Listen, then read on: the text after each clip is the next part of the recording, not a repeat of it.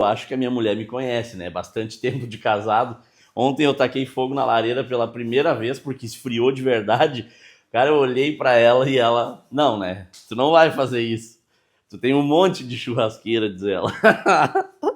Inventei de colocar nos meus stories e o pessoal, acho que eu recebi umas 30, 40 mensagens no meu direct.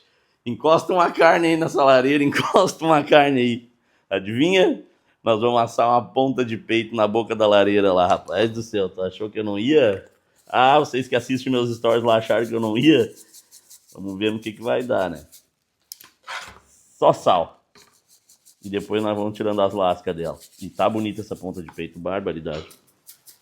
Eu peguei uma forma para colocar na parte de baixo, né? Para colocar ela dentro, para não correr risco de pingar, para não sujar tudo.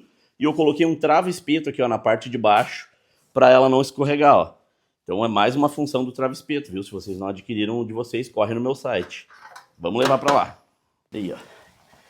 Tomara que dê certo, né? Na teoria vai dar, porque é basicamente como fazer um fogo de chão. Aqui é melhor ainda porque a caloria não se espalha, né? Concentra aqui na boca. Vamos lá e vocês vão ver o resultado aí. Aí, ó, a cor ficou bonita. Eu tive que colocar um tijolo lá para ajudar a escorar o outro lado, né? Que ela não ficava, não tem como cravar no chão. Vou tirar uma lasca mais fina, porque eu não sei, né? O tempo e tudo mais.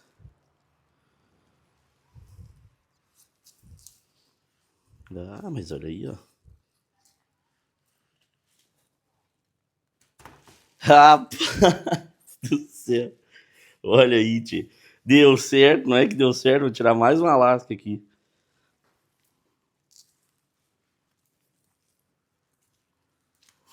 Rapaz do céu, olha aí. Deu. O dia, agora invernão, o dia que eu não quiser fazer na churrasqueira vai ser ali, ó.